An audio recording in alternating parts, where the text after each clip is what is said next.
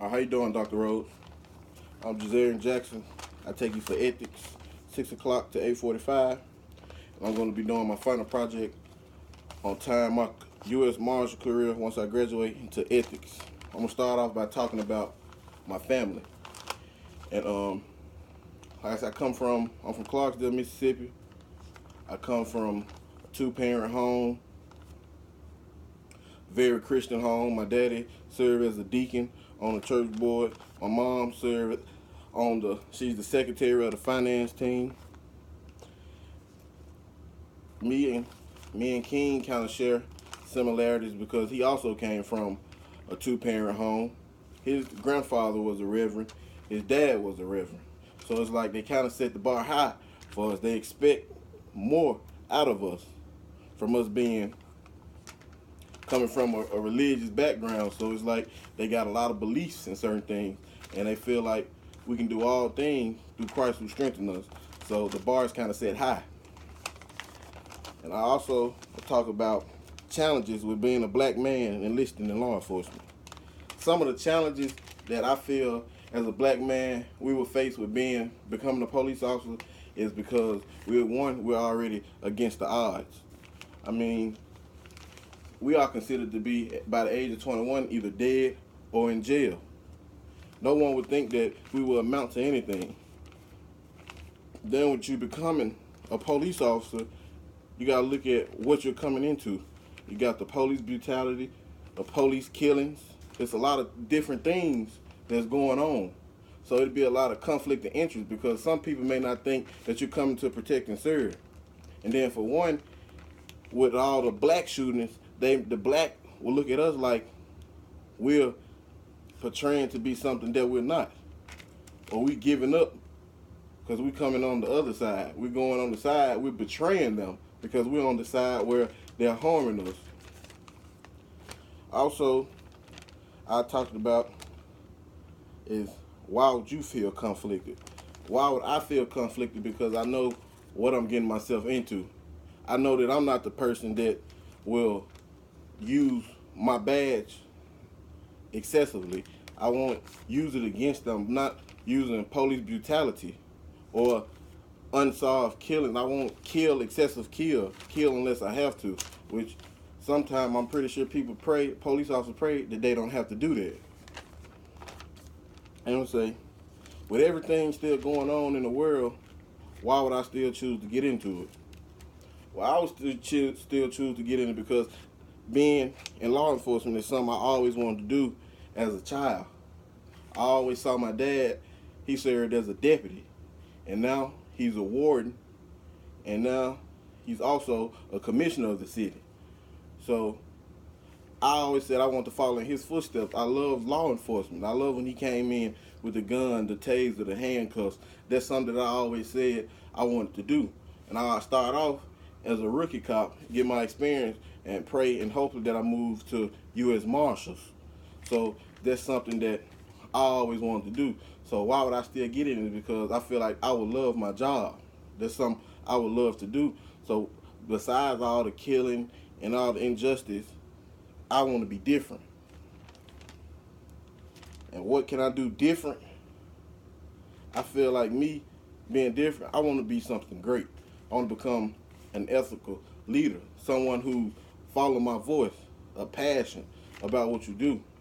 And what I want to do different is that I want to be a person to always talk about what I'm going to do, but let my action speak for itself. I want to gain friendships, but also understand that my friendship to let you know that I have a job to do also. And so something that I learned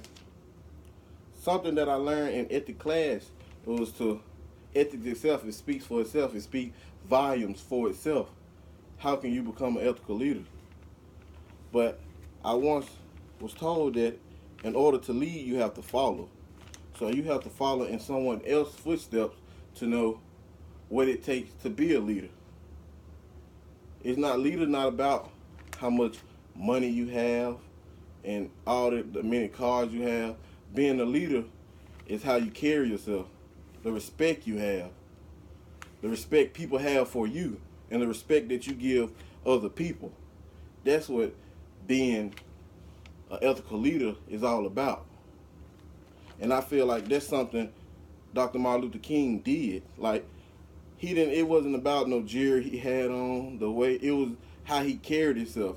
When he stood in front of thousands of people, the passion in his voice, you can hear that what he was saying, that it was true. It coming from the heart. And not only what he was saying on those podiums, he lived by it. He walked by it. He was also a reverend.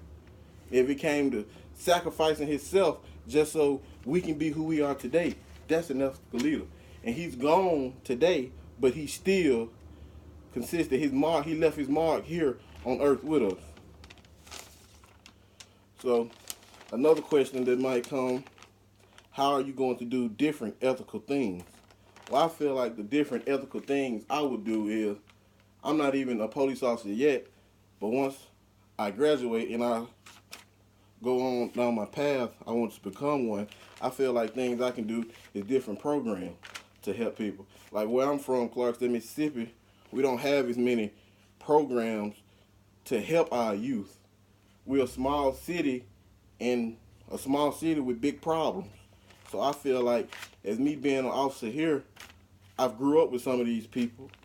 I've known them since we went to Head Start up until now, and there's some at Alcorn that go to Clarksdale, Mississippi. So I feel like I can be an aid to that. I can help them because I know what problems can go on.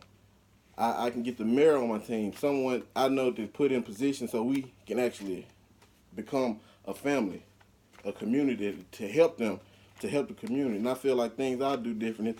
For one, I won't always talk about what I do. You got to have a vision in order for it to prosper.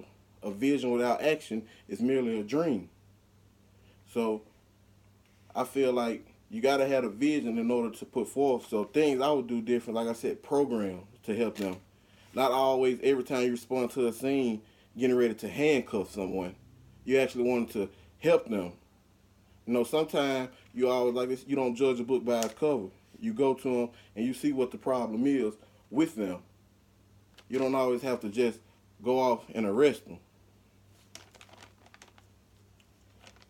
Then another question would be, if you feel something will risk your job, would you risk it? Me personally, yes, I will risk my job if it's for the right thing. If I'm risking my job because I felt like something was done out of order, then I'll do it because that's the right thing to do. I signed up, as an officer, you signed up to protect and serve. So if, for example, if me and my partner that's in the car with me, if my partner had an altercation with a person outside of his job, and he had an altercation with that person, a physical altercation, and then we got a call, just said the next day we go to work and we have a call, and he gets there and he sees the person that he had an altercation with. So his animosity with that person is high. He want to take him to jail, or he want to do something to him in retaliation because of them being into it. So therefore, he takes his gun and he shoots and kills the person. And he tells me the reason why he did it was because the guy reached for something. He reached for something below his waist. And so that's his justification of why he shot and killed the guy. So now he's looking for me to say the same story. And the police department will be looking for me to say the same story to keep them from a lawsuit. So that's just an example. So me, no, I wouldn't say, if I didn't see the guy reach for something, I wouldn't say I saw the guy reach for something. I would just say he killed him in cold blood. Risking my job? Yes, more than likely they probably will get rid of me. But back to the statement that I said, I can do all things with Christ who strengthens me. So if I was to get fired, if I risked my job and got fired, then there could be more job opportunities. Because if I cover it up and say that he did reach for his gun, and then they do an ongoing investigation and find out that he didn't, I'm risking my job anyway. So my job is at stake either way it goes. So why not do what's right instead of trying to protect what is wrong? And those things, so I would fall under the category of duty ethics. The correct form or another form would be deontological ethics. Deontological ethics is morally obligated to act in accordance with a certain set of principles and rules regarding of outcome. And I'll say that again. Deontological ethics is you are morally obligated to act in accordance with a certain set of principles and rules regardless of outcome.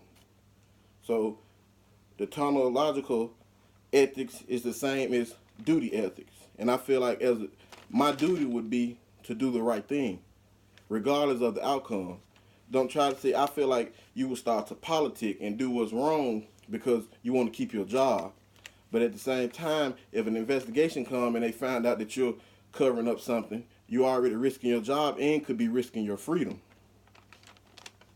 And so the overall thing that I learned in your class is ethical, being an ethical leader, ethical leadership.